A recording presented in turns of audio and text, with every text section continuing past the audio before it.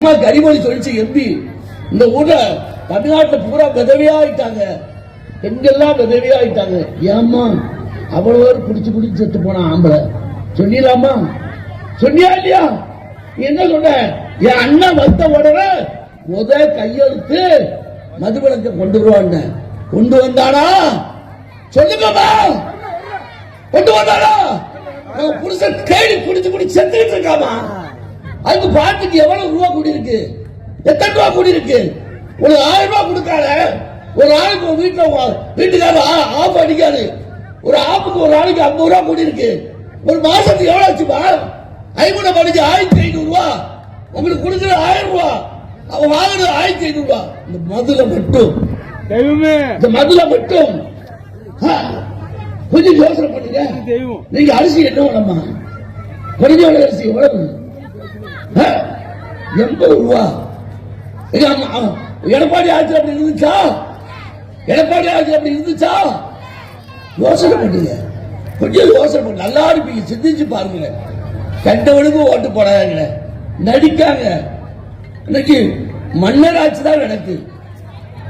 நம்ம மேலையும் சரி, தமிழ்நாட்டிலையும் சரி, தூத்துக்குடியும் சரி, மன்னர் ஆட்சி தான் நடக்கு. இன்னும் சொல்ல முடியுமா? நான் கேட்க பெரியசாமி கீதாஜி அவன் தம்பி ஜக மன்னரா யார் இவங்க? இங்க வந்த பந்தேடிகள், வெளியே வந்த பந்தேடிகள் இவங்க ஆட்சி நடக்கு. அதே மாதிரி அதைத்தான் சொல்றேன், ஒண்ணுதான் குடும்ப ஆட்சி தான் நடக்கு. அதே மாதிரி கர்நாடகி இருக்க, கர்நாடகி யாரு? கோடி கோடியா கொள்ளையடித்தவன் யார் சொன்னான்? தலைவர் சொன்னாரு, புரட்சி தலைவர் எம்ஜிஆர். நம்ம குறைவல்லல், நம்ம தலைவன், நம்ம தெய்வம். அவர் சொன்னாரு இது தீய சக்தி. கருணாநிதி கேட்க, கருணாநிதி நீ தலைவரானது யாரால?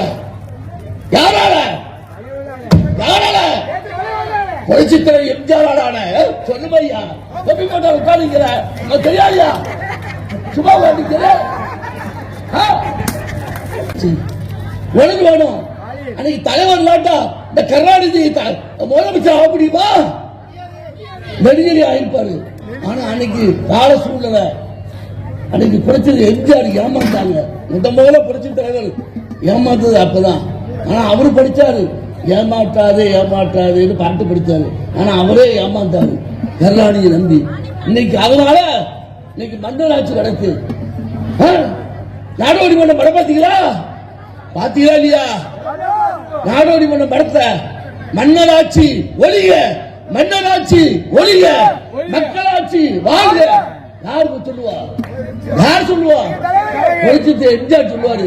இன்னைக்கு யாரு ஆட்சி நடக்கு? மன்னராட்சி நடக்கு. கருணாநிதி அந்த கொடிய சக்தி கருணாநிதி, அவர் மகன் ஸ்டாலின் முதலமைச்சர், தொழில் முதலமைச்சர் அவர் மகன் உதயநிதி. இன்னும் அடுத்தாப்புல வரப்போறது அந்த உட்காந்துட்டான் இன்ப நிதி. சொன்னார்ல நம்ம ஏங்க ராத்திரியான பாட்டு தலைவர் பாட்டு கேட்டாலே படுப்பா.